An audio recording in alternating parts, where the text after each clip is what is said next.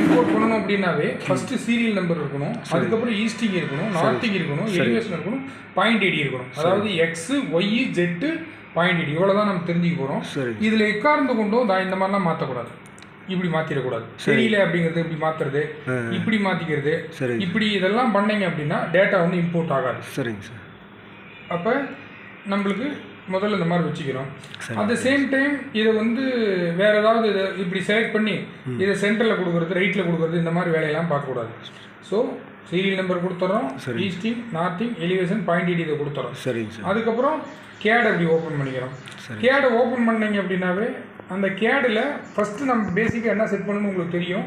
Units set பண்ணணும், அதுக்கப்புறம் என்ன செட் பண்ணணும், லிமிட்ஸ் செட் பண்ணணும். அப்புறம் அந்த யூனிட்ஸ் லிமிட் செட் பண்ணீங்கன்னா தான் அந்த சாஃப்ட்வேரே ஒர்க் ஆகும். சரிங்க. இல்லைன்னா அந்த சாஃப்ட்வேரே ஒர்க் ஆகாது. சரி. அதே மாதிரி ஒரு 2-3 கேடு ஓப்பன் ஆகிருந்துச்சுனாலும் இந்த சாஃப்ட்வேர் ஒர்க் ஆகாது. சரிங்க. ஓகேங்களா?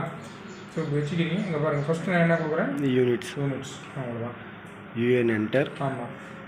அதே மாதிரி நிறைய கேடு இருந்தால் அதெல்லாம் க்ளோஸ் பண்ணிவிடுங்க. ஒரே ஒரு கேடு மட்டும் வச்சுங்க, ரிசல்ட் கரெக்டாக கிடைக்கும்.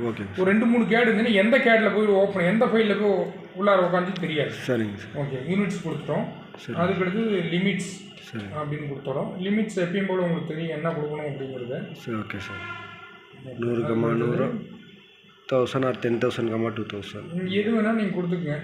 இது வந்து பேப்பர் சைஸாக. அப்புறம் இசட் அடிச்சுக்கிறீங்க, ஜூம் அடித்து ஆள் கொடுத்து இது பண்ணிக்கிறீங்க. ஓகே, அவ்வளோதான். மறுபடியும் இந்த சாஃப்ட்வேர் இப்போ வந்து இந்த சாஃப்ட்வேர் இப்படி ஓப்பன் பண்ணால் இந்த சாஃப்ட்வேர் ஓப்பன் ஆகும். ஓகே. இல்லைன்னா அந்த சாஃப்ட்வேர் முன்னாடி யூசர் பிசி ஆட்டோ சொல்லி ஓப்பன் ஆகாது. ஆமாங்க சார். ஓகேங்களா? அவ்வளோதான். இப்போ என்ன பண்ணுறீங்க, இதை அப்படியே செலக்ட் பண்ணிக்கிறீங்க. இப்படி இந்த 3 காலத்தை மட்டும் இப்படி செலக்ட் பண்ணிவிட்டு, சரிங்க சார், அப்படியே இங்கே என்ன பண்ணுறீங்கன்னா இங்கே பாருங்கள். இப்போ இதில் ஓப்பன் பண்ணி பாயிண்ட்ஸில் போய் இம்போர்ட் பாயிண்ட்ஸில் எக்ஸல்னு இருக்கும். சரி, ஓகேங்களா? இந்த இம்போர்ட் பாயிண்ட் எக்ஸல்னு கொடுத்துட்டிங்கன்னா இதில் எவ்வளோ ஹைட்டில் அந்த வேல்யூ வரணும் அப்படின்னா ஒரு 0.5 மீட்டர் வச்சுக்கலாம். இல்லை டிஃபால்ட்டாக 0.25 இருக்கிறது இருக்கலாம். இதில் யூசேஸே ரிமார்க் ஏஸே லேயர் நேம்னு கொடுத்தாலும் கொடுக்கலான்னு ஒன்றும் பிரச்சனை இல்லை. இதில் போய் இம்போர்ட் பாயிண்ட்ஸ்னு கொடுக்குறோம். இம்போர்ட் இப்போ இந்த கேடில் இம்போர்ட் ஆகிடுச்சு. ஆனால் கேடில் நம்மளுக்கு இப்படி ஓப்பன் பண்ணிங்கன்னா தெரியாது நம்மளுக்கு. ஆமாங்க சார். எங்கே இருக்குது அப்படின்னு பார்த்தீங்கன்னா இங்கே பாருங்கள், இந்த மவுஸில் இந்த பட்டன் இருக்குது இல்லையா, ஸ்க்ரால் டவுன் கீ இருக்குல்ல, இந்த ஸ்க்ரால் டவுன் கீ இந்த இடத்துல கிளிக் பண்ணணும், டபுள் கிளிக் பண்ணணும். சரிங்க சார்.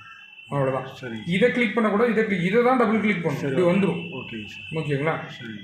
இப்படி வந்துருச்சு அப்படின்னா நீங்கள் இதை பார்த்துக்கலாம். இதுக்கப்புறம் உங்களுக்கு தேவையான மாதிரி நீங்கள் என்ன பண்ணலாம், பாலிலைன் கொடுத்து எல்லாமே டயக்ராம் போட்டுக்கலாம். எல்லாமே நீங்கள் டயக்ராம் போடுங்க, கனெக்ட் பண்ணுங்க. இந்த மாதிரி ஒவ்வொரு இதையும் நீங்கள் பார்த்து பக்காவாக ஜூம் பண்ணி பார்த்து இதை வந்து பார்த்து நீங்கள் போட்டுக்கணும். Okay, that's all. இதுக்குள்ளே அதுக்கப்புறம் உங்களுடைய டிராயிங்கை தூக்கி நீங்கள் வைக்கலாம், இதில் பார்ட்டிஷன் பண்ணி கொடுக்கலாம், எதுனாலும் நீங்கள் பண்ணிக்கலாம். சரி, ஓகேங்களா?